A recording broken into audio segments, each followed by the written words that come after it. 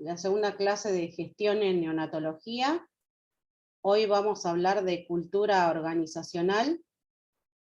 Y como primer pregunta me gustaría, a ver si quieren participar, porque antes de iniciar con lo que es la definición de cultura organizacional, quiero que me digan qué es cultura para ustedes. Solo cultura.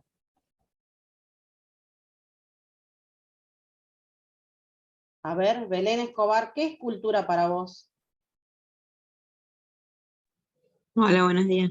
Hola. Buenas tardes. Para mí cultura es algo que se genera en cierto lugar, ya sea de vestimenta, comidas, formas de hablar.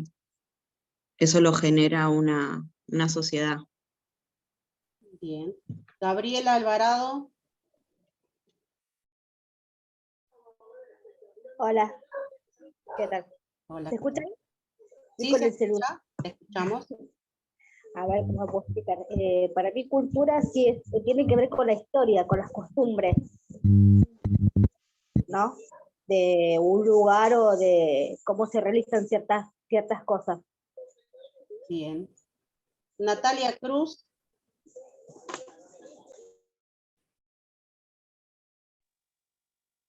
Cristina Tolay. Para mí cultura es las costumbres del lugar, formas de organizarse, y bueno, también la cultura, a mí me parece que entra la formación, ¿no?, de las personas, el nivel de educación. Bien. Yamila Domínguez. Hola, buenas tardes. Sí, para mí cultura también es un poco lo que dijeron las compañeras, es la tradición de cada lugar, cada persona trae sus costumbres, sus creencias también. Eso es un poco de la cultura, de todo, ¿no? Hay desde vestimenta, comida, tradición, religión, y sí, es todo lo que trae la persona desde su antaño, ¿no? Bien. Es así como dijeron sus compañeros de clase, eso es cultura, ¿no? Son las costumbres que tiene una persona en un determinado tiempo y en un determinado lugar, ¿sí? Hoy lo que vamos a ver es cultura organizacional. ¿Qué es y por qué es importante? Son dos interrogantes que vamos a ver hoy. Al final, como siempre, yo les dejo algunas preguntas como para reforzar estas, digamos, lo que vamos a ver en clase hoy, ¿sí? Bueno, la siguiente, Carmen. Cuando ¿Ves, hablamos... Celina? Sí, ¿Ves? sí. Ah, bueno. Eso. Ahora te pongo la copa. Muy bien. Como primero, bueno, vamos a ver qué es cultura organizacional, ¿no? La cultura organizacional es esto que hablábamos. Son las características, atributos, que ya están previamente establecidos dentro de una empresa. Nosotros, como vamos a ir a trabajar a una unidad de cuidados intensivos neonatal o alguna maternidad, ¿no es cierto? Es esa cultura. Son todos esos valores compartidos por todos los integrantes de esa organización. Yo siempre digo que ojalá que en una empresa hospitalaria hubiera una sola cultura, ¿no? La cultura que sea de todos los servicios, pero no suele pasar, ¿sí? Eso lo van a ir viendo en su praxis diaria. Le voy a pedir a Alicia Encinas si puede, por favor, mutear su micrófono, así todos podemos escuchar. Entonces, esta cultura institucional, organizacional, lamentablemente cambia en todos los sectores, ¿sí? Acá yo puse dentro de esta diapositiva, que es la visión, la misión, los valores, ¿sí? La misión, básicamente, es la razón de ser de una empresa, ¿sí? ¿Qué es lo que quiere esa empresa y hacia dónde apunta? No es lo mismo la misión de un hospital que la misión, por ejemplo, de una empresa de Carrefour o McDonald's, ¿sí? Cada uno tiene su razón de ser. Y después viene la visión, hacia dónde se dirige esa empresa, qué es lo que quiere lograr en un futuro, ¿sí? Y también las empresas tienen valores, que son básicamente principios de todas las instituciones, como por ejemplo, ustedes seguramente habrán leído o estudiado en alguna oportunidad los valores de las empresas, cuál es la misión, la visión. Los valores pueden ser, por ejemplo, no sé, la solidaridad, la ética, el respeto, la autonomía, ¿sí? Así como también la misión. ¿Qué quiere lograr una empresa a futuro? Llegar a ser líderes en X, ¿no es cierto? Si es una institución de salud, llegar o lograr altos estándares de calidad, por ejemplo, ¿sí? La siguiente, Carmen. Entonces, la cultura no solamente son esos elementos que yo les iba nombrando, con misión, visión y valores, sino que también tiene que ver con la comunicación, ¿sí? Quizás muchas veces habrán los que ya trabajan o los que trabajaron en alguna otra empresa, ustedes dirán, si yo necesito tomar, no sé, un artículo o una licencia, ¿cómo tengo que hacer, no? Es algo que los trabajadores nos preguntamos cuando ingresamos por primera vez o cuando hablamos con recursos humanos. Y dentro de todo lo que es esa área laboral, nosotros le preguntamos quizás a un compañero porque tenemos más confianza, ¿cómo hago para solicitar X, no sé, algún tema que yo necesite, no sé, tomarme una licencia, ¿no? ¿Cómo es esa comunicación? O me pasó esto, ¿a quién se lo digo primero, sí? Entonces esta comunicación tiene que ver con la verticalidad en algunas instituciones sanitarias. La comunicación es vertical. Yo no puedo tener un inconveniente y directamente ir a hablar con un director, ¿sí? Lo primero que hago es hablar con mi superior inmediato, ¿sí? Uno no puede saltear, digamos, la autoridad porque es vertical la comunicación. Con respecto a las experiencias, también es parte de la cultura organizacional, ¿no? Uno hoy actualmente habla sobre la enfermería basada en la evidencia. Si bien hay fundamento teórico escrito, uno también tiene que evaluar diferentes casos, diferentes situaciones, y tomar una acción o tomar, digamos, una decisión respecto y en base a veces a experiencia, también acompaña, digamos, la fundamentación científica. Esto también se tiene que tener en cuenta. No es lo mismo la experiencia de una enfermera que ha trabajado 20 o 25 años dentro de una institución y que ya ve cómo debe resolver algunas situaciones o dice, bueno, si por ejemplo lo que decía en la otra materia anterior Carmen, la mamá quería ingresar a la institución, amamantar a su bebé y estaba en la puerta. ¿Qué pasaba? Por algo, seguramente habrá sido la jefa del sector la que le dijo, bueno, la mamá está ahí, porque ya sabe, ¿sí? Por eso es que va y evalúa, para eso está supervisando. Y la persona que está haciendo la tarea asistencial quizás no tuvo esa experiencia. Entonces uno dice, bueno, que venga al horario que corresponde. Pero bueno, en ese sentido hablamos de flexibilidad, y la experiencia a veces te hace ver desde otra visión, te da otro enfoque para resolver algunas situaciones, ¿sí? No siempre tiene que ser algo encorsetado y decir, esto se hace así porque la norma lo dice así. Uno tiene que ser flexible ante diferentes situaciones, ¿sí? Con respecto a los valores compartidos, era lo que decíamos, ¿no? Si la empresa dice, bueno, ¿cuáles son los valores que comparte esa organización, ¿sí? Por ejemplo, actualmente lo que está, digamos, no sé si en agenda pública, sí, ¿por qué no? Desde el ministerio hay una bajada sobre cómo mejorar la seguridad y la calidad en la atención de los pacientes, ¿sí? Eso tiene que ser un valor compartido, brindar una atención que sea de calidad.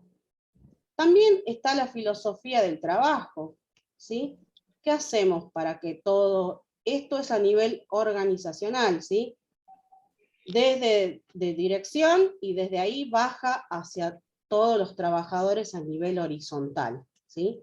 Si bien la comunicación es vertical, esa comunicación que se genera a nivel gerencial debe bajar a nivel horizontal, ¿sí? Si hay un programa o hay implementar una mejora, Entonces, esa comunicación tiene que estar bajada desde dirección hacia los trabajadores que realizan tareas asistenciales, ¿sí? Para que se pueda lograr y se pueda llevar adelante un proyecto, por ejemplo, de mejora, ¿sí? También dentro de la cultura va a haber una historia, desde cómo se empezó a gestar lo que es la institución sanitaria, o esa institución, llámese Hospital Parisien, Hospital Garraham, Gandulfo, todos tienen una historia, desde el nacimiento, desde su fundación, ¿sí? Y también parte de la cultura son los símbolos. Vieron que muchas instituciones tienen un símbolo, un logo, algo, ¿sí? No sé si les ha pasado a ustedes de decir, bueno, hay personas que defienden mucho el lugar donde uno trabaja, ¿sí? Y hay otras personas cuando dicen, bueno, ¿dónde trabajas, Celina? Y yo me acuerdo, no puedo nombrar ahora, pero estaba en un sanatorio donde la calidad de atención no era buena. Tampoco te pagaban muy bien. Entonces yo decía, y yo trabajo en un sanatorio en Colegiales, ¿no? Por decir así. Era muy joven, y después pasa el tiempo, y uno con mucho orgullo dice, yo trabajo en X. Y eso es, en un lenguaje más coloquial, decir ponerse la camiseta, ¿sí? No es que tampoco voy a permitir que me exploten, pero sí voy a estar a gusto y voy a tener una satisfacción dentro de esa institución. Entonces yo voy a decir, ah, sí, yo trabajo en tal lugar, ¿sí? Suele pasar que a veces uno trabaja en unas instituciones donde no estamos a gusto, ¿sí? Eso también es parte de la cultura organizacional, ¿sí? Los símbolos. La siguiente, Carmen. Bueno, entonces acá tenemos todo completo, lo que es todo. Hay más, seguramente hay reglamentos, hay normas, ¿sí? Entonces acá están los valores, las creencias. Esto es cultura organizacional. Los hábitos, ¿sí? Por ejemplo, no sé si les ha pasado, nosotros deberíamos tomar la guardia 15 minutos antes en todos los sectores para poder saber qué es lo que le pasó al paciente que yo voy a atender, todas las novedades, que todos los que trabajamos más o menos tenemos, comprendemos qué se realiza dentro de esa, digamos, en la atención del paciente, y sabemos que a veces hay cuestiones que nosotros no anotamos, y en el pase de guardia eso se puede decir, ¿sí? Entonces, porque a veces hay cosas que quizás por ética o porque no sabemos escribirlas, no las escribimos, pero sí las tenemos que mencionar. Y eso se pierde en general en los pases de guardia. Si yo llego 15 minutos tardes, siempre se pierde. Eso es parte de la comunicación efectiva, que también hablaba Mariela en la clase anterior, ¿sí? Es muy importante la comunicación efectiva. La comunicación efectiva, como decía Mariela, implica no solamente escuchar al otro, sino también volver a preguntar al otro si realmente se comprende lo que yo quiero decir. Sobre todo para no generar inconvenientes en lo que se dice y en lo que se escucha. Poder repreguntar. Entonces, si uno llega muy tarde a tomar una guardia, eso se pierde. Esa escucha activa no está. Dice, bueno, sí, listo, sí, ya está. Son 3, son 4, me voy. No. Ahí se pierde la escucha activa, se pierden datos de los pacientes, ¿sí? Y también acá quería remarcar en lo que es comunicación efectiva, cuando Carmen decía, bueno, si yo me atrasé por X motivos, que me puede pasar porque soy un ser humano, tengo que poner la verdad en esa hoja de enfermería. Si yo no le di de comer horario y le di de comer en vez de a las 12, en vez de a las 11, tengo que escribir el horario. Porque si no, después ese bebé come a la hora, presenta vómitos, y lo único que hago es que a ese bebé se le genere, no sé, se le hagan otros procedimientos, porque de acuerdo a la evaluación que se realiza de ese prematuro, en teoría no debería haber vomitado, ¿sí? Entonces, por la clínica a veces, por los síntomas, digamos, le hacen cosas que no deberían, y quizás yo tengo que ser sincero y decir, me atrasé y le di la comida tarde, no sé, ¿me pude haber olvidado? Sí. La siguiente, Carmen. Acá vamos a ver un poco de cultura y clima laboral. ¿Qué es el clima laboral? El clima laboral básicamente es donde yo, como trabajador, es el ambiente donde yo me desarrollo, ¿sí? Donde yo realizo las tareas laborales. Eso es el clima laboral.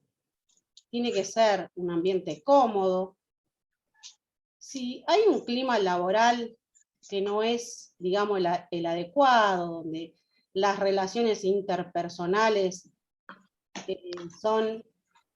hay muchos, digamos, desencuentros, o hay mala información, es lo que yo le decía, bueno, me pareció que me dijo esto y yo entendí lo otro, ¿sí? Entonces, un ejemplo podría ser, no sé, yo me acuerdo de algunos ejemplos trabajando en el sector de UCIN y decía, bueno, tráeme una bolsa, por favor. Y una bolsa dentro de la institución es un ambú, ¿sí? Porque mi ambú estaba roto. Y viene mi colega y me dice, y me trae una bolsa de plástico. Entonces esas cuestiones no es la culpa de ella, sino que es culpa de ambas. Porque en la comunicación hay dos personas, la que emite el mensaje y la que recibe el mensaje. Entonces yo le tengo que decir, si yo le pedí una bolsa y ella después me trae una bolsa de plástico, la culpa es de ella, ¿sí? La culpa es de ambas personas.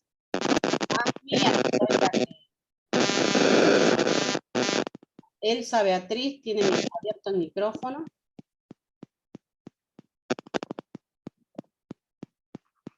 Entonces ahí el mensaje uno tiene que repreguntar si realmente se entendió, ¿sí? Entonces en este ejemplo que yo daba, no sé si les ha pasado alguna vez a ustedes, seguramente les ha pasado, no solamente les ha pasado digamos, en el ámbito laboral, sino que también seguramente les ha pasado en el ámbito familiar, ¿sí? Ustedes dicen, pero no entendió lo que yo le pedía. Yo le dije tal cosa, ¿no? No sé, había un ejemplo de una colega que decía, bueno, estaba embarazada y ella le dice al esposo que le traiga papas. Ella quería papas fritas, pero ella no le dijo, me traes papas fritas, le dijo, me traes papas cuando volvés, y él le trajo 2 kilos de papas. Entonces, ese mensaje que se da mal, que no se recepciona bien, no solamente se da en todo el ámbito de la vida. Entonces uno en el trabajo tiene que tratar de evaluar esto y de verificar que el otro compañero recibió bien ese mensaje, ¿sí?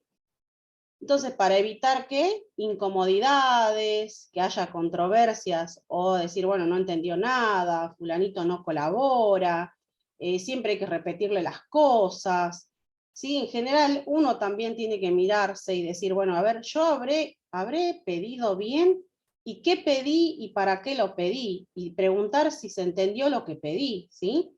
Eso es muy importante para mejorar el clima laboral. Muchas veces uno o tiene desencuentros o se enoja con el equipo de trabajo y eso genera una incomodidad para todos los compañeros, genera un mal clima laboral, un clima laboral negativo, ¿sí? ¿Qué dice la teoría sobre el clima laboral? Que en un ambiente cómodo, donde las condiciones son adecuadas, va a haber menos ausentismo laboral y por ende habrá una mejora en la productividad, ¿sí? Esto es en general para todas las empresas. Sí, nos ha pasado seguramente en el transcurso de nuestra carrera, en diferentes lugares de trabajo, donde ustedes dijeron, ay, la verdad es que no tengo ganas de ir, porque no sé con qué me va a salir hoy, ¿sí? Esas cuestiones uno tiene que tratar de resolverlas. Obviamente, si son cuestiones que no se pueden resolver, no se hablan, pero lo mejor siempre es sentarse a hablar, buscar un momento que sea oportuno y decir, yo necesito hablar con vos, necesito hablar por este tema.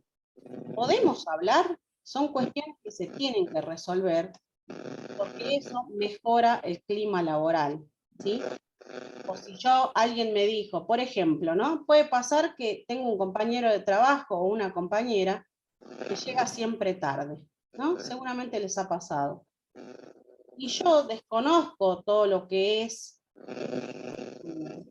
la familia o su contexto donde ella vive, el contexto que hace, todo, no sé nada yo. Quizás puedo saber un poco, ¿Y qué hago? Voy y le digo, voy a jefatura y le digo, ay, ¿por qué Lina siempre llega tarde? Yo tengo que tomar sus pacientes, ¿no? Entonces, creo que como gestores, cuando estemos en ese lugar, uno le pregunta a la que viene a decirme algo, ¿qué quieres decir con ese mensaje? ¿Qué necesitas que yo haga? ¿Sí? Tampoco le voy a decir, bueno, sí, ya te escuché y ya está, me voy.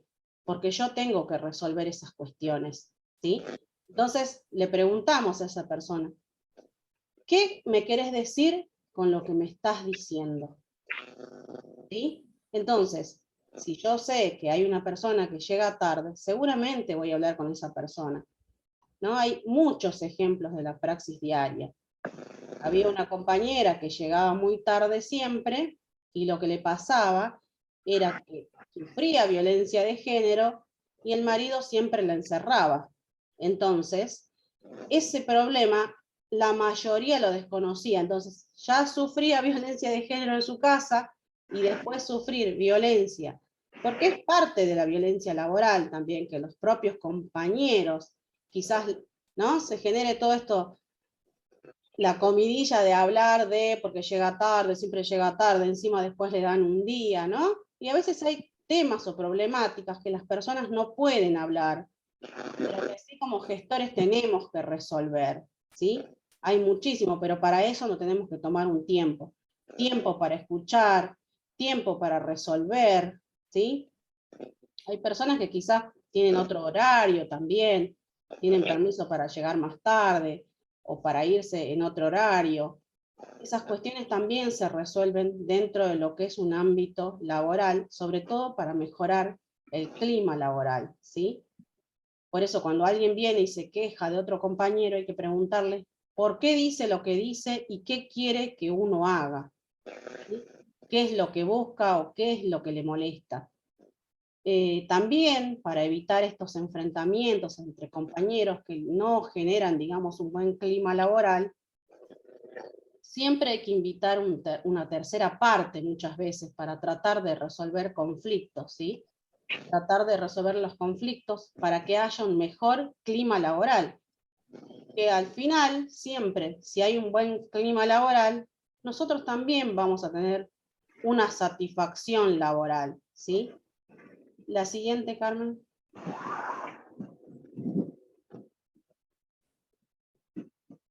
Bueno, entonces acá vamos cerrando. El clima laboral como elemento clave para las organizaciones. Un mejor clima laboral hace que todos trabajemos en equipo, porque no solamente se habla de clima laboral y no solamente hablo de enfermeros que realizan la tarea asistencial o en relación con los jefes de servicio, sino también con todo el equipo de trabajo. Elsa Beatriz tiene abierto el micrófono, Carmen. Entonces uno siempre tiene que tener en cuenta a todo el Yo de acá personal. no se lo puedo, no lo Ah, bueno, a ver, Elsa, ¿nos escuchás? puedo ver Sí, profe. para apagárselo. Sí, ahí para la apago, mutear. la apago. Ahí dice que ella lo va a apagar. Ah, bueno. Bueno, entonces hablábamos como el clima laboral como elemento clave para las organizaciones. Nosotros trabajamos en una organización, vamos a trabajar o van a trabajar dentro de una unidad de cuidados intensivos neonatal, y todos somos un equipo, desde el personal de maestranza hasta el supervisor de enfermería, y todos las otras profesiones que también van a colaborar en el cuidado de ese recién nacido, ¿sí? Deberíamos trabajar en forma interdisciplinaria entre todos, y todos somos responsables de esa atención que se va a brindar a ese recién nacido. Entonces, ese clima laboral tiene que ser el mejor, ¿sí? El respetuoso. Muchas veces quizás sentimos que no nos tienen en cuenta, o cuando decimos algo no se respeta lo que decimos, pero nosotros tenemos que ir buscando y haciendo que nos escuchen, que nos conozcan, no solamente como personas, sino también como trabajadores de esa institución. Entonces, uno no va a decirle algo a un médico, a un profesional. Yo recuerdo que al principio cuando no tenía mucha experiencia, yo no le preguntaba al cardiólogo, o cuando venía otro, digamos, el psicólogo, ¿no? No les decía yo por qué vino, o a quién quiere ver, ¿sí? En cambio, cuando uno ya va teniendo más experiencia, uno se acerca y le pregunta, ¿no? Si vino el cardiólogo, ¿y cómo está? ¿No? Para ver el resultado, para recibir ya el informe previo. No es que yo le voy a dar el informe a los padres, pero yo quiero saber cómo está el paciente. Entonces, soy la primera porque voy a estar al lado del paciente y al lado del cardiólogo, y me voy a enterar yo primero de lo que tiene esa bebé, sin tener que ir después a la historia clínica o esperar el informe, que a veces tarda mucho tiempo.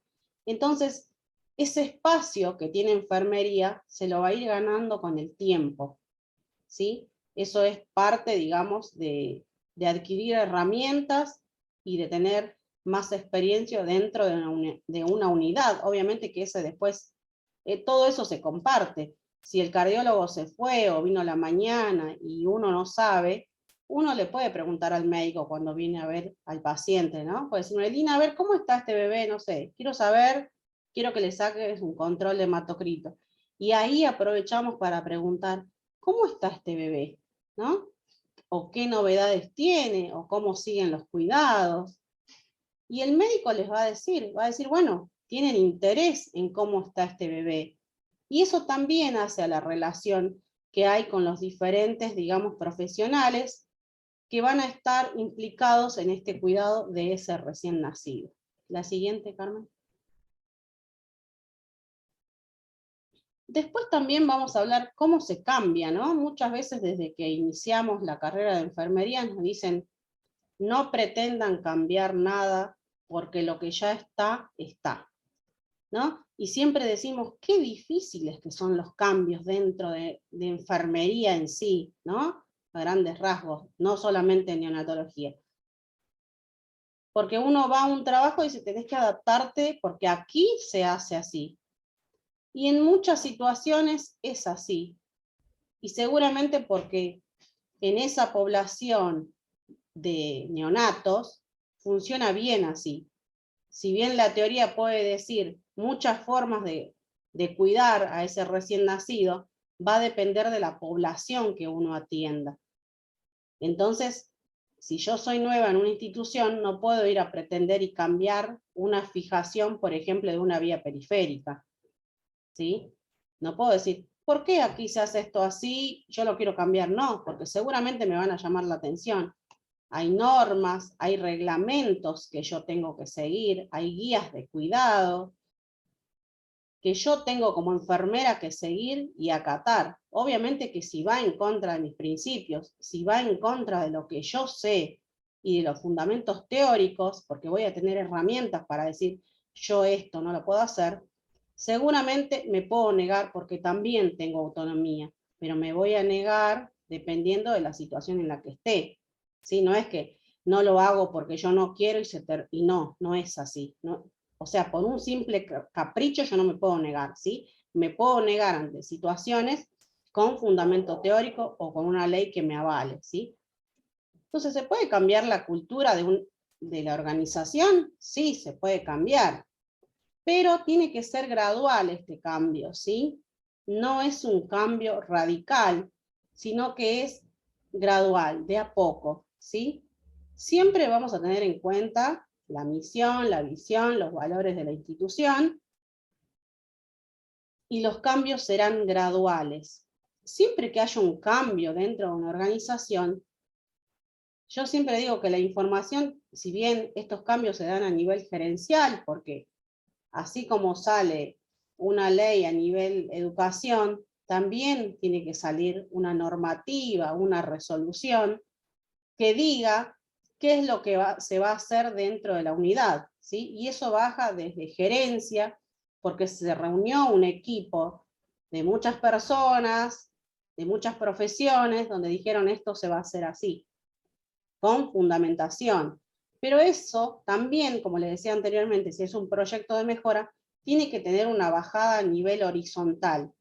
Todas las personas que están implicadas en el cuidado de ese recién nacido.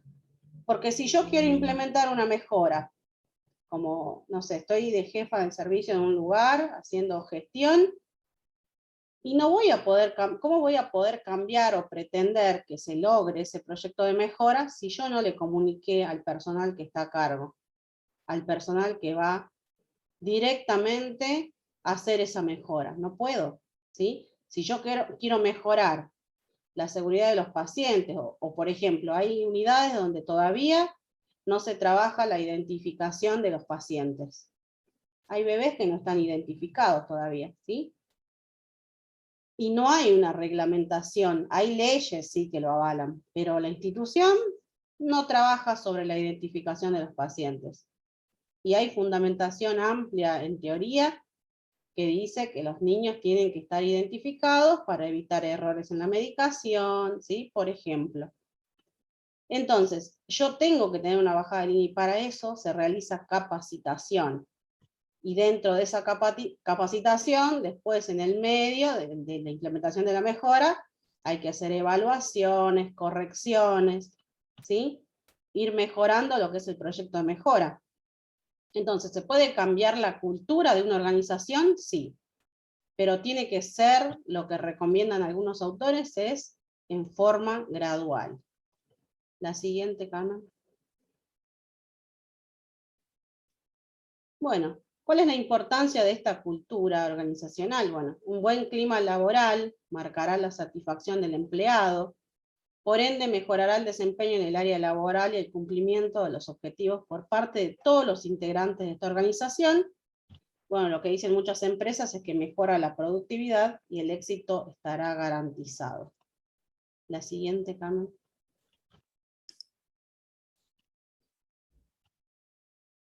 Y ahora vamos a pasar a lo que es cultura de seguridad, ¿sí? ¿Qué es la seguridad? En lo que es instituciones sanitarias, en lo que es salud, ¿sí? Bueno, la cultura de seguridad es el producto de valores, actitudes y competencias, y patrones de conducta, es lo que decíamos al principio, ¿no? Es como la cultura, ¿sí? Pero solamente que es sobre seguridad, y es sobre instituciones de salud, ¿sí? Son entonces esas conductas que tenemos individuales y grupales, porque lo que yo hago en forma individual incide en lo que es el equipo, ¿sí? Y esto va a determinar el compromiso, dice, que haya una adecuada ejecución de los programas de seguridad dentro de una organización. La cultura de seguridad del paciente en las instituciones sanitarias es un requisito indispensable para prevenir y minimizar incidentes relacionados con la seguridad del paciente y poder aprender de los errores para reducir la probabilidad de que se vuelvan a producir.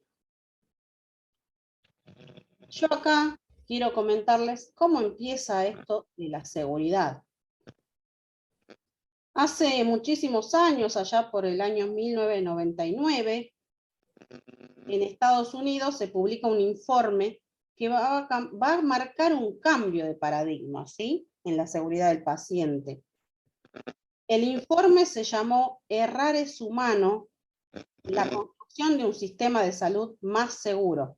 Esto está traducido del inglés. A ver quién tiene abierto el micrófono. Andrea, ahí está, ya lo apagó.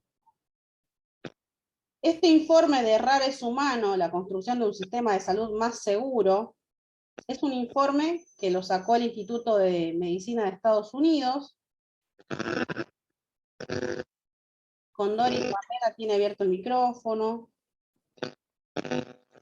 El informe lo que hace es hablar sobre la seguridad del paciente y pone sobre la agenda las medidas que se tienen que llevar a cabo para asegurar una atención segura, dice. Este informe decía que entre 44.000 y 98.000 pacientes morían cada año por eventos adversos. Entonces ellos dijeron, bueno, tenemos que hacer algo, ¿sí? Para asegurar esta atención segura, ellos dijeron en este informe, el riesgo es evitable y la seguridad del paciente pasó a ser una prioridad para los sistemas de salud a nivel global.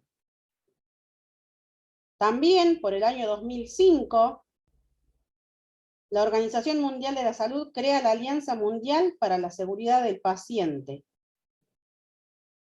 cuyo propósito fue reducir los eventos adversos. Estos son algunos de los hitos que yo les voy mencionando, ¿sí? Históricos que fueron, digamos, en el transcurso, con el devenir del tiempo cambiando, y todos hablaban sobre la seguridad de los pacientes. En el año 2007 también se realizó un estudio llamado el estudio IBEAS sobre la prevalencia de eventos adversos. En este caso se tomó 11.379 pacientes de 58 hospitales de 5 países de Latinoamérica, en el cual se observó que la tasa de eventos adversos fue del 10,5%. De ese 10,5%, el 60% se consideraron evitables. Y de ese 10,5%, hubo un 6% de muertes, que también se consideraron evitables. Después hubo otros estudios también que mencionan que entre el 7 y el 12% de pacientes hospitalizados presentan un evento adverso en países desarrollados. Nosotros, Argentina, es un país desarrollado, ¿sí? Por ende, se debe conocer e implementar medidas tendientes a evitar los daños causados por la atención sanitaria. También, aquí vamos a nombrar a la Comisión Internacional. ¿Sí? ¿Escucharon hablar de la Joint Commission? La Joint Commission, ¿alguien va a hablar? No, sí, lo escuché, que aprueba los protocolos, puede ser, las instituciones. Sí, lo que hace es, sí, controlar a las instituciones sanitarias para ver si cumplen con ciertos requisitos o estándares de calidad, sobre todo en la atención sanitaria, es así. Bueno, la Joint Commission lo que hizo fue escribir 6 metas internacionales sobre seguridad del paciente.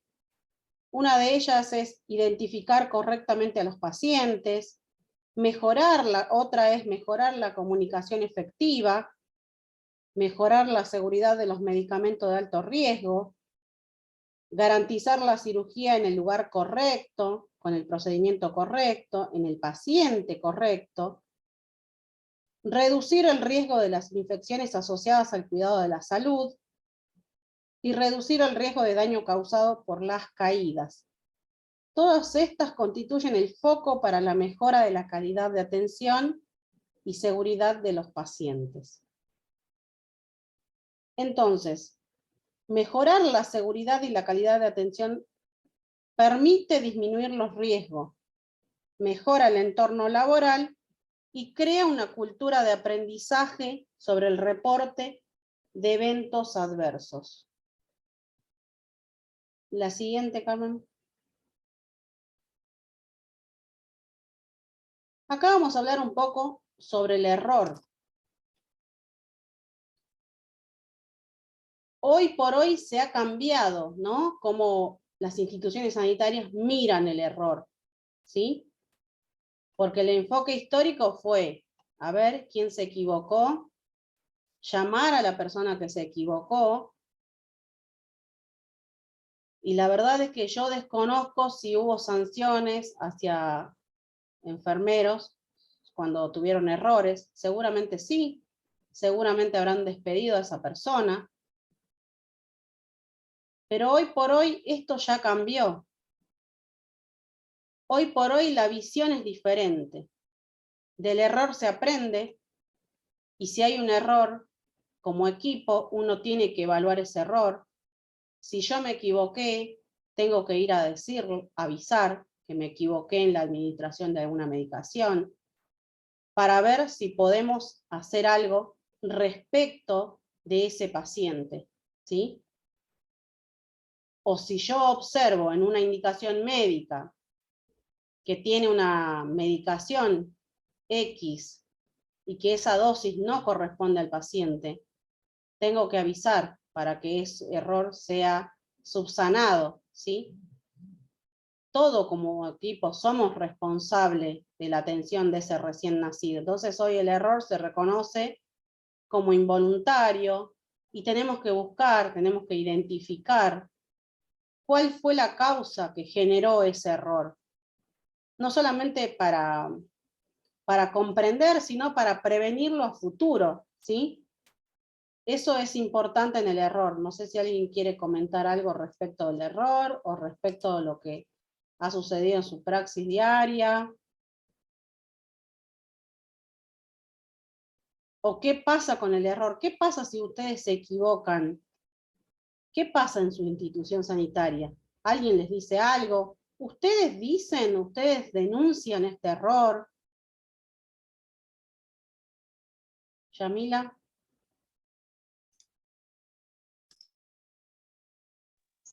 Hola, ¿qué tal? Bueno, yo trabajo en pediatría e internación nocturna, ¿no? Noche por media. Y sí, por en general nosotros nos manejamos mucho con los residentes, R1, R2, mayormente los más chicos. Y por ahí sí hay que estar muy atento con el tema de la medicación, porque por ahí ellos tampoco están muy hábiles con el tema de las dosis, ¿no? Pero bueno, siempre uno trata de avisar y bueno, estar ahí con la compañera. Nosotros somos dos nada más a la noche y trabajamos con el residente, así que tenemos que estar por ahí atentas en cuanto a medicación de los pacientes, ¿no? Pero por lo general no surgen porque es como una internación, y más o menos siempre manejamos las mismas patologías, bronquiolitis, bueno, manejamos antibióticos, un post-apex quizás, pero siempre se manejan las mismas patologías. Y bueno, uno se va haciendo más ducho, ¿no?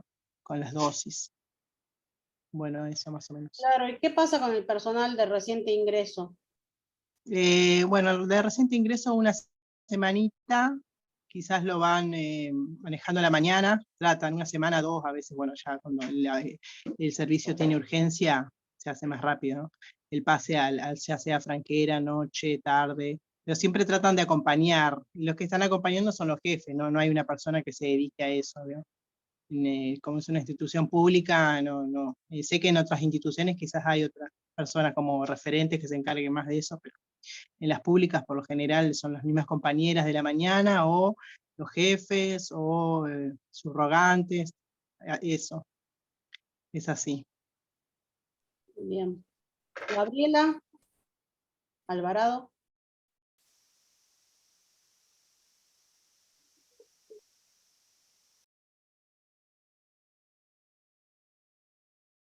Estás muteada, Gabriela.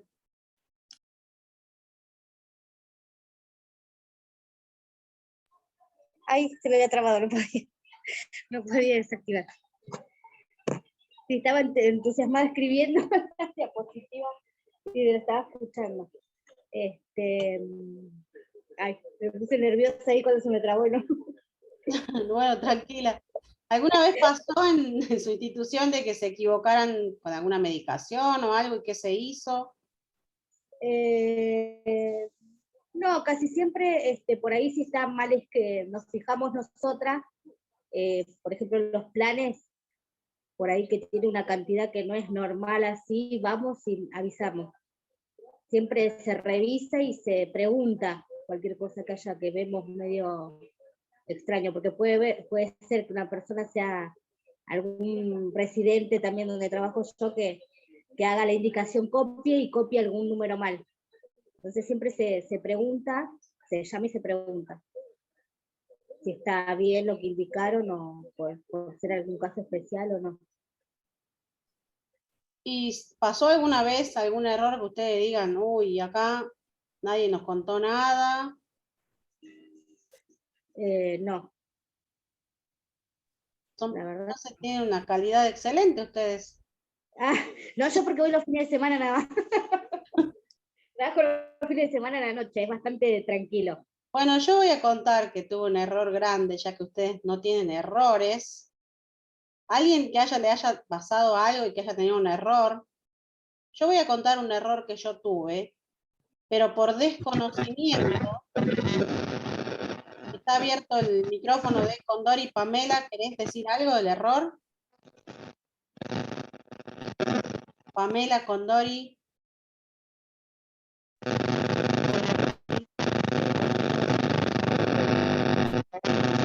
Carmen, ¿vos la podés copiar? Me vi que le anda mal el audio. Ah, No la veo desde acá. Ah, ahí está. ahí ya se muteó.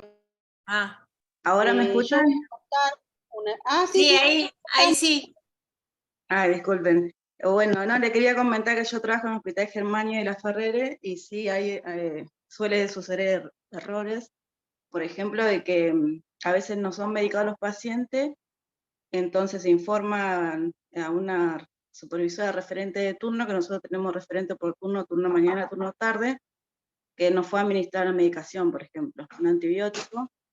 Se avisa a la referente, se comunica con la enfermera y suele pasar que a veces se olvidan de anotar y luego para nosotros llamamos, preguntamos para no sobremedicarlo y bueno, nos avisan que sí, que ya fue medicado, entonces tienen ese error a veces que no nos anotan y quedan, nos comunicamos con los supervisores para ver si fueron medicados o no los pacientes. Pero sí, a mí también me pasó que me he olvidado de medicar, se comunican mis compañeros, y bueno, yo le digo que sí.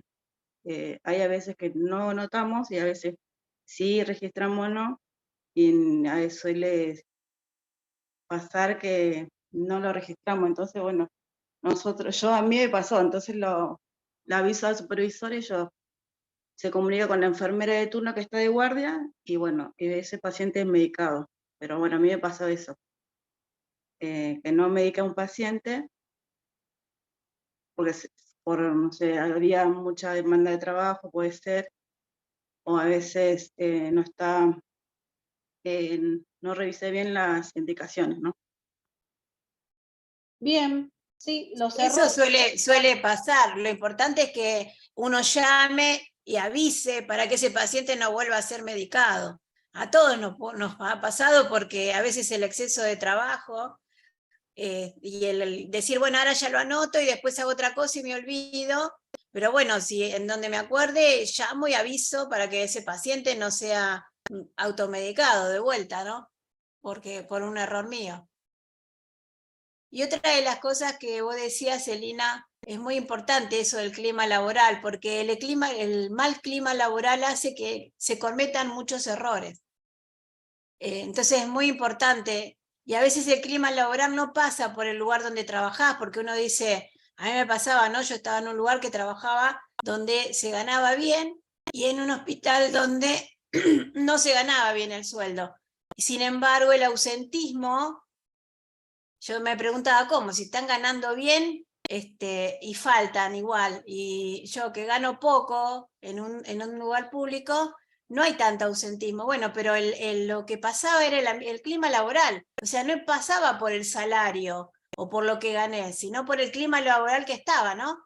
¿Cómo revertir eso? Bueno, tratar de que el clima laboral, si ya de la parte directiva era mala, por lo menos tratar un clima laboral entre compañeros, tratando de hacer lo mejor posible esas 6 horas, 8 horas que uno trabaja. Entonces ahí es como menos hostigamiento en la hora laboral y menos clima tan pesado, ¿no? Esa sería otra de las soluciones que uno puede ir buscando, ¿no? Después eso lo hace la experiencia también, ¿no? Tal cual, Carmen. Sí, exactamente, eso es lo que... Si querés sacar ya la presentación, Carmen, así terminamos de hacer el intercambio de experiencias. Sí, eso con respecto al clima laboral. Yo me acuerdo que esas son las preguntas que le dejo para el final, sí, pero vamos a seguir igual intercambiando. Lo que pasa es que yo quería ampliar la pantalla, no puedo verlos a todos, Carmen. Seré yo. Bueno, lo que decíamos era, lo del error, ¿sí? Es muy importante. Seguramente es multifactorial, exceso de trabajo, mal clima laboral. Recuerdo que, no sé, una compañera había tenido un accidente de tránsito y ella vino a trabajar igual. No, sí, nosotros a veces somos muy responsables, pero alguien me tiene que decir a mí. Muchas veces yo no puedo decidir, porque uno va a trabajar en la vorágine de este trabajo, uno se presenta igual a trabajar, y depende, puedo llegar mal o puedo llegar bien, o puedo llegar muy feliz. Todo va a depender de lo que uno ha hecho, porque a veces uno tiene pluriempleo, quiere capacitarse, tiene que estudiar, mañana tiene un examen, ¿no? Mi hijo está enfermo, un montón, múltiples factores. Entonces eso también incide en el clima laboral, y como dice Carmen, también incide en cómo yo como enfermero me voy a desempeñar ese día. Bueno, como le decía una compañera que había tenido un accidente, uno le dice, bueno, no, andate a tu casa, pedí médico.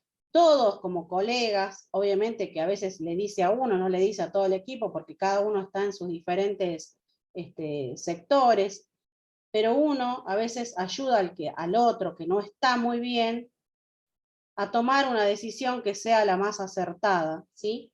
Entonces, uno ahí tiene que colaborar, y como dice Carmen, así mejoramos el clima laboral. Recuerdo una compañera que había venido, su mamá estaba enferma a 1600 kilómetros, y yo cuando la veo, le veo la cara como compañera, y le digo, ¿qué te pasa? ¿Estás bien? Sí, me dice.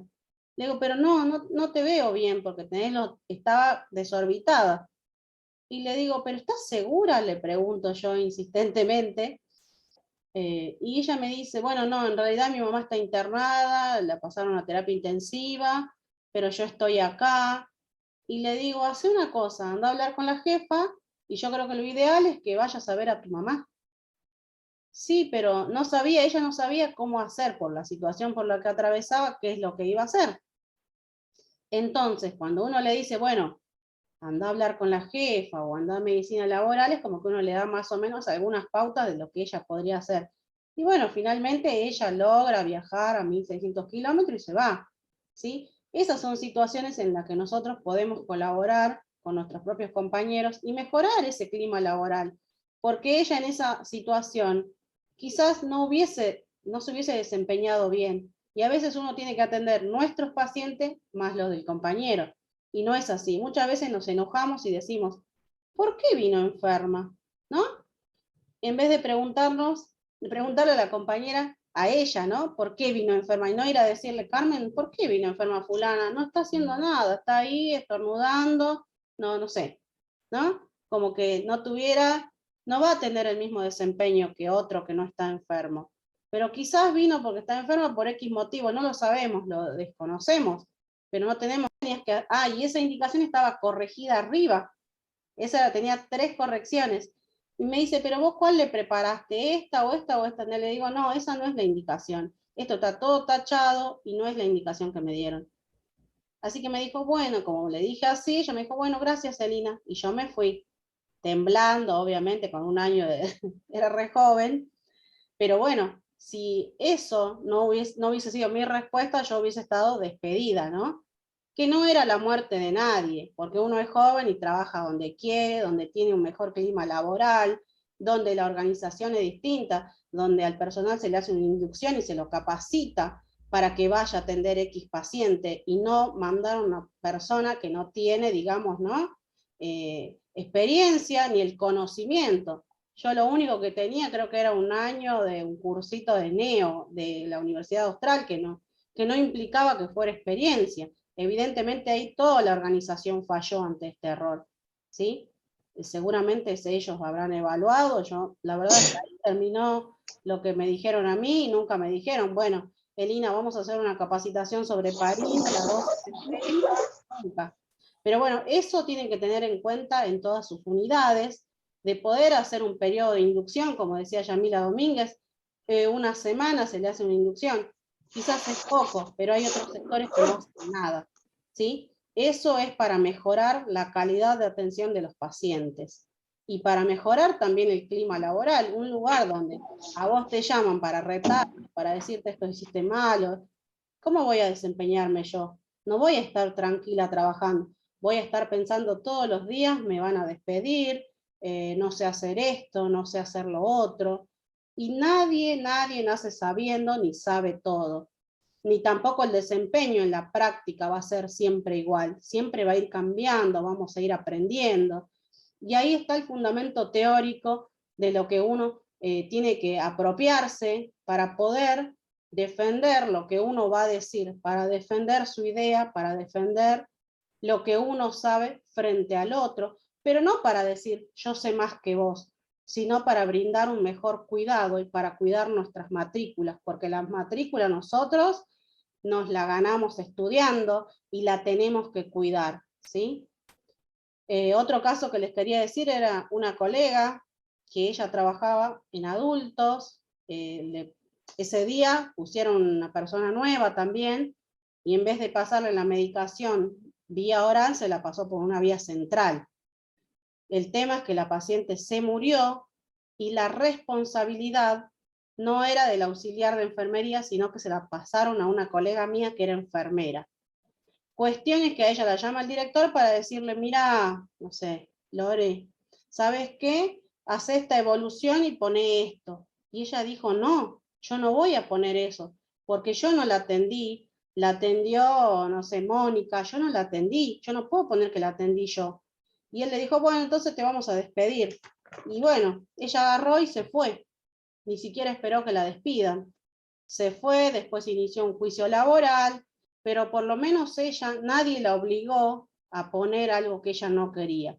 Entonces, si alguien nos dice que escribamos algo que no es, no lo hagamos, porque la matrícula es nuestra, ¿sí? Tenemos que cuidar nuestra matrícula, tenemos responsabilidad, pero también tenemos la responsabilidad de brindar cuidados de calidad a los pacientes, ¿sí? Bueno, eso era lo que quería darles en la clase de hoy. Ahí les dejé las preguntas como para ir. En realidad también, perdón, Elina, en realidad lo que salva mucho es la escritura, es de escribir.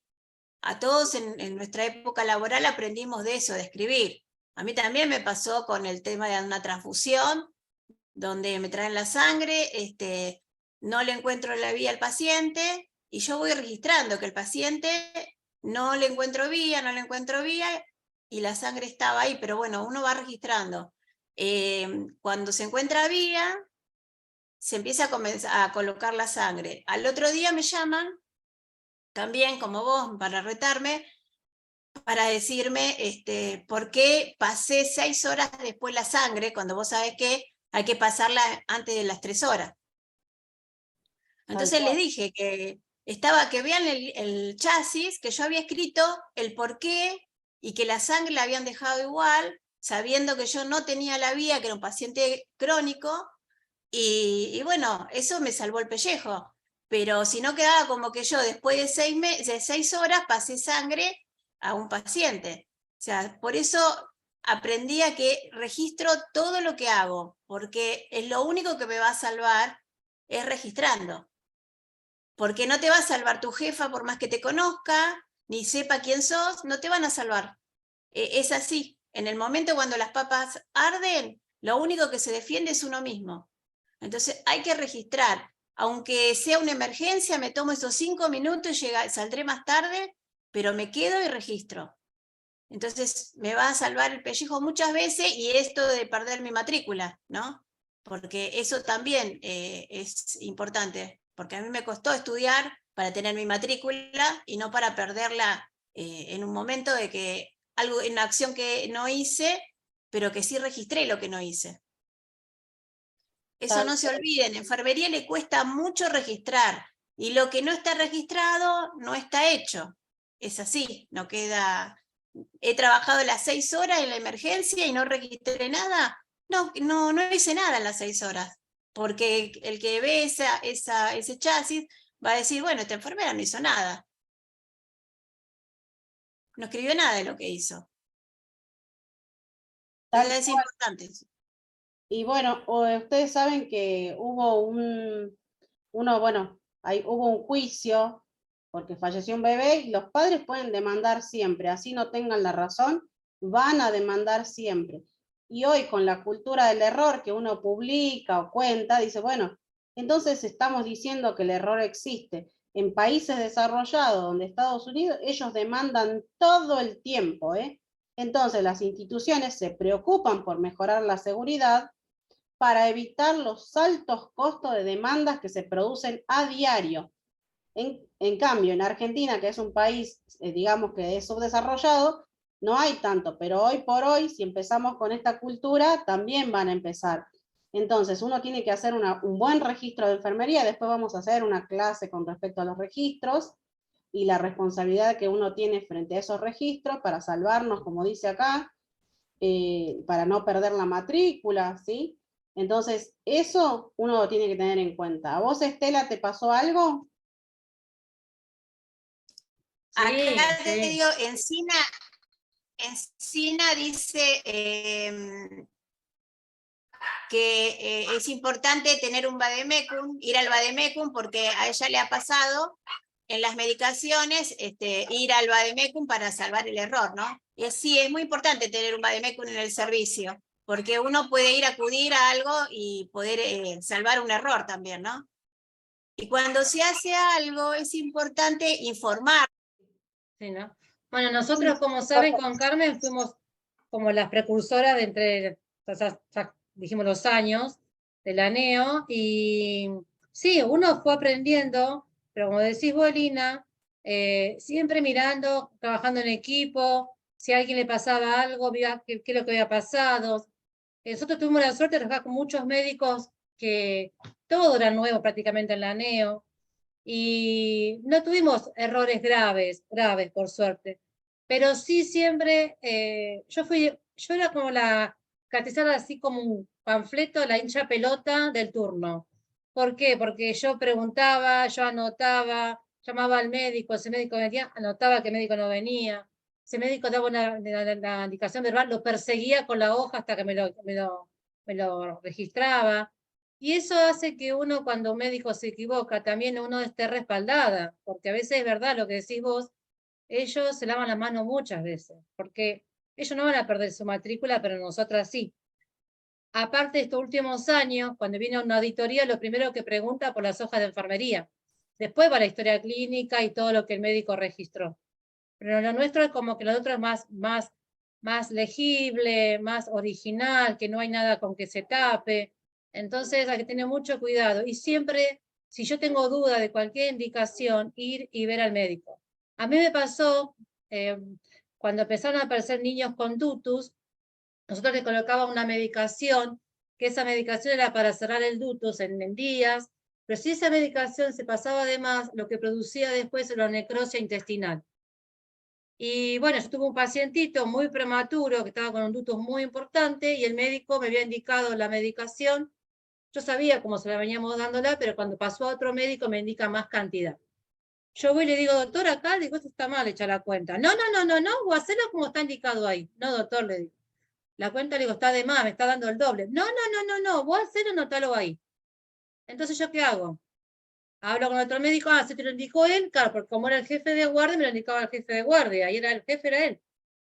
Yo sabía que estaba mal esa medicación, pero él me lo indicaba, no me quedaba otra. Había venido el cardiólogo, sí, hay que dar la medicación, hay que dar la medicación.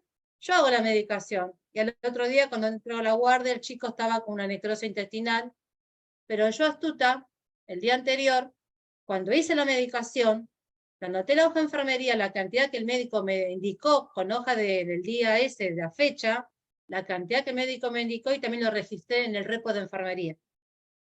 Y se lo pasé por guardia a mi compañera, que esta vez también tuvo duda de la medicación que estamos aplicando. Como era todo nuevo, los ductos eran todos nuevos, los chicos empezaron a aparecer con ductos muy importantes, esto estaba trabajando a full con este tema de esta medicación, pero tenía efectos adversos, según la cantidad que vos pasabas. Como cualquier medicación que vos pasás de más, siempre tiene efectos adversos. Y bueno, el otro día, yo recaliente, porque me recalenté también con todo esto, ver cómo estaba el pacientito. El paciente después fue a una cirugía intestinal, tuvo una recesión intestinal, todo lo que se pueden imaginar, salió, pero bueno, con una sonda de alimentación, todo un tema, ¿no? Y yo a la próxima guardia que estuvo, él lo llamé, no lo hice delante de la gente, lo llamé aparte y necesitaba hablar con él, y ahí le dije, vio doctor que estaba mal hecho en la medicación. Bueno, errar es humano, me dijo, pero nada es divino. Digo, ¿sabe lo que pasa? Errar es humano, pero ni usted ni yo sufrimos lo que el paciente sufrió. Y yo fui a hablarlo con usted. La NEO tendría año 95, sería esto, ¿eh? Así que imagínense las cosas que han pasado, yo siempre me enfrenté a todo. Y si cometí algo, fui y lo dije a mi jefa de turno, a mi jefa de servicio en ese momento y al jefe médico, siempre lo afronté. Por suerte no fue esto lo más grave que me pasó. Pero siempre haciendo cuenta y fijándome, leyendo, buscando, porque en realidad los vademecum de neonatales son nuevos, no son muy viejos, tendrán 10 años, 15 años, no son muy nuevos. Porque la medicación se fue adaptando a la neo, todo se adaptó a la neo. No hay ninguna medicación que es para neo, todo se adaptó a la neo. Eso es lo que pasa. Sí, hay más diluciones, bajamos más miligramos, manejamos muchas décimas, pero por eso hay que tener mucho, mucho cuidado cuando uno va a hacer una medicación. Y siempre, si hay dudas, preguntar, hacer la cuenta junto con el médico. Ahora es como que está un poco más visto de hacer la medicación junto con el médico, o con las colegas, o llamar más la atención. Pero es muy importante esto, es muy importante, porque un error nuestro, a un niño lo dejamos con una recesión intestinal, lo dejamos con problemas neurológicos, porque la medicación tiene muchos efectos adversos, lamentablemente. Eso fue lo que a mí me pasó. Después sí, ver a colegas que les pasaban cosas y bueno, tratar de ver cómo lo podemos solucionar, ver cómo estaba el paciente, porque a todos nos pasa. Al que no va a pasar, no ha pasado, y también pues va a seguir pasando, porque esto nadie está libre. Por eso es muy importante ver los 10, yo digo siempre los mandamientos, de cómo dar una administración. Tenemos los 10 mandamientos a nivel religioso, o más también, tenemos los 10 mandamientos también a nivel medicación. ¿Cómo administra una medicación? Porque los laboratorios a veces no saben o mezclan las letras, los colores de las letras, de las ampollas, ver un potasio igual que un fentanilo, el mismo color de la ampolla, el mismo color de las letras. Por eso es muy importante leer siempre bien la medicación y cómo la voy a aplicar, de qué momento. Eso fue mi experiencia. Muchas gracias, Estela. Es verdad eso, ¿eh? Así que bueno, ¿alguien más quiere contar alguna experiencia? Elina, yo voy a hacer un pequeño aporte Bueno. De esto que decía Carmen del tema de la sangre y las transfusiones, que a lo mejor gracias, ¿no? A esa mala experiencia, por ahí en algunos lugares se pudo haber implementado que cuando llegue la sangre y no tenés vía, avisar o no recibirla la sangre. O sea, si no tenés vía periférica aún, podés rechazar la sangre. Dice, bueno, cuando tenga la vía, los volvemos a llamar para que la traigan. Sí, eso es lo que hice después, cuando al día siguiente Claro, después volvieron con la sangre para otro paciente le dije, no tengo la vía, te llevas la sangre. Cuando encuentre la vía, me traes la sangre. Llamo y me la traes. Eso me sirvió de experiencia. Claro, sí, y tu experiencia para nos que después sirvió no a vuelvan a nosotros. cometer el error. Claro, sí. Y tu experiencia nos sirvió a nosotros, porque yo tomo eso y lo implemento en la actualidad. O sea, si no tengo vía, no recibo la sangre y le digo a la chica de hemoterapia, no te la recibo porque no tengo vía. Te llamo cuando tenga la vía. Ese Claro. era mi aporte. Gracias, Mariela. Es verdad esto estas son las actividades o las tareas que hablábamos en la clase anterior, de que teníamos una atención directa y una indirecta. La indirecta es esta, ¿no? Llamar por teléfono, relacionarse con otros equipos de apoyo para solucionar y sobre todo en pos de los cuidados de los recién nacidos. Y a veces estas actividades no se tienen en cuenta en el tiempo que uno va a emplear en el cuidado de ese recién nacido. Y solamente muchas veces tenemos en cuenta la atención directa, por eso como gestores también tenemos que decir eso. Muchas veces por ahí nos asignan muchos pacientes, pero nosotros también tenemos esa capacidad, con conocimientos, con fundamentos, de decir, no voy a poder con tantos pacientes, porque uno ya los ve y ve la carga de trabajo que va a tener, ¿sí? Así que eso también hay que tener en cuenta, porque también, como decía Carmen, a veces es uno de los factores que nos lleva a cometer más errores. En el servicio ellos pasan hemoderivados. Sí, nosotros en neonatología pasamos la sangre, ¿eh? Hay instituciones que en pediatría se ocupa hemoterapia. Sí. Ellos ponen la vía, conectan la sangre y después vienen y controlan. Pero como yo les dije siempre, el trabajo es en equipo y no solo porque lo haya conectado a hemoterapia, yo mi responsabilidad la deslindo, no es así.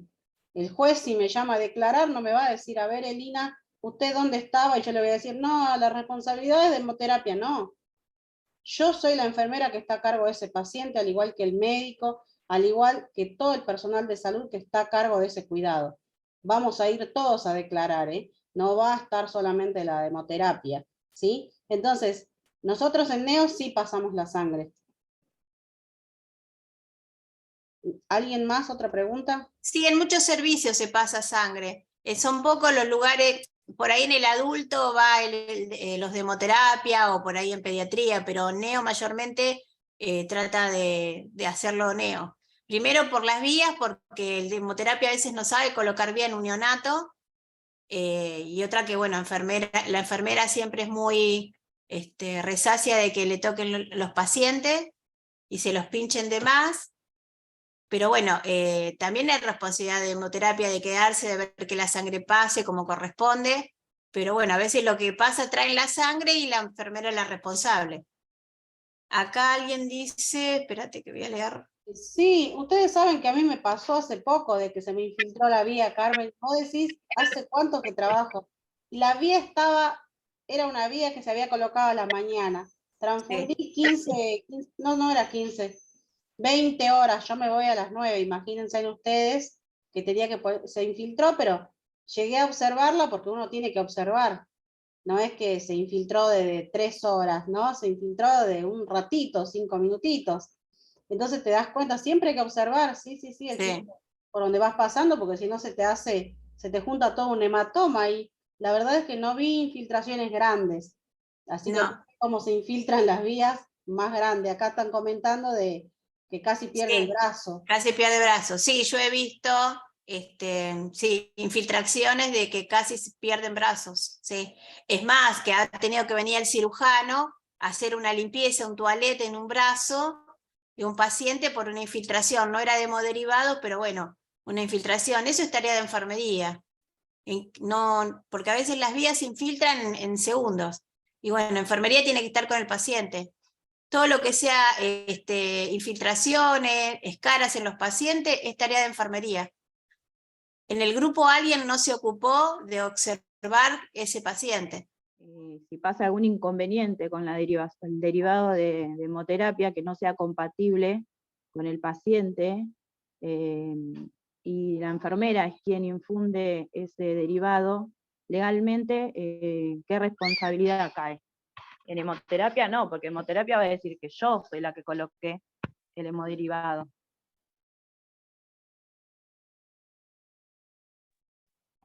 En realidad lo que te tenés que fijar es que sea el grupo de pacientes, el grupo que nosotros antes de pasarle la sangre, siempre le sacamos sangre para el grupo de factor. O vienen ellos y le sacan, por ejemplo en el Garrahan vienen ellos y sacan el grupo y factor. Y de acuerdo a eso envían la sangre. Uno piensa que igual tienes que saber qué grupo tiene el paciente, que le estás pasando la sangre correcta. Ahora, si le pasa algo al paciente y vino mal la sangre, a veces no es la culpa nuestra tampoco. Porque No, pero han pasado casos, se han traído en los sachets erróneos, que se han equivocado en el rotulado, las técnicas, y no sé, por ahí lo paso yo, y el error viene de otro lugar, del banco de sangre. Entonces, en caso de que no sea compatible con el paciente y pase algún inconveniente, creo que enfermería no es quien tiene que infundir. No, a ver. Sé que en enfermería, obvio, voy a mirar al paciente, que esté la vía permeable, que esté pasando bien, que no pase más de 4 horas en un paciente adulto, no sé, un neonato, bueno, es menos la cantidad, que no se coagule, un montón de factores. Pero hay técnicos que vienen, te dejan, lo conectan, infunde y te dejan la segunda unidad para que la vuelvas a pasar vos. Yo sin saber que el segundo sachet es compatible con la sangre del paciente, porque ellos tienen que volver a corroborar que esa sangre sea compatible. Sí. Claro, eso que pasó ahí, María, va más allá de tu responsabilidad, porque no hay manera de saber estaba mal rotulado. El error pasa por otro sector ahí. No va a ser tu responsabilidad.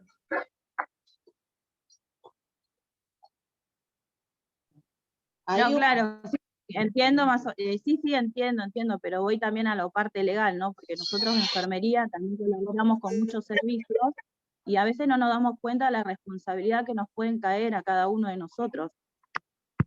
Sí. Es verdad eso que dice María. Eso es verdad. Después vamos a tener una clase, María, sobre la responsabilidad de enfermería y hasta dónde llega. Pero en este caso, por más que, como decís vos, que no hay una ley que te diga que tenés que administrar la transfusión, lo que va a pasar acá es que básicamente, por lo que decís, estaba mal rotulado el sachet, con lo cual no es tu responsabilidad. Y el técnico es, en este caso, donde trabajas vos, el responsable de verificar que esa compatibilidad sea la correcta, pero nosotros en NEO, como dice Carmen, a nosotros hacerle el grupo, cuando vienen a traer sangre, en algunos servicios se hace la compatibilidad de nuevo, previo a la administración, y suelen traer la sangre que sea para ese paciente. Ahora, si hay un error que va más allá, nunca me pasó en estos 23 años de incompatibilidad. No sé si a alguien más le pasó lo mismo. No, nunca me pasó, no. Mi responsabilidad es que la sangre pase bien y la vía sea la correcta. Después, si hay compatibilidad, bueno, eso lo van a ver, y si el error es de una incompatibilidad sanguínea, ya no es mi responsabilidad. Pero bueno, hasta que se averigüe todo eso, estoy en el mismo problema. Exactamente, hay que presentarse y contestar, exacto, tal cual. Claro, yo hablo, ya que estamos hablando también de los temas de lo que es legal, ¿no? Yo sé, por ahí que uno quiere ayudar al paciente o a otros compañeros, o agilizar por ahí el trabajo para salvar la vida, pero bueno, también tenemos la parte legal que es como usted dijo, que hay que cuidar nuestra matrícula. Claro, lo que puedes hacer en tu caso, como decís vos, Lorena, es decirle al técnico de hemoterapia, mira, yo te voy a avisar cuando ya se esté por terminar el sachet, así venís y conectás el segundo. Sí, es lo que me pasó una vez con un paciente y mis supervisores me obligaban a que yo tenga que pasarle la segunda unidad.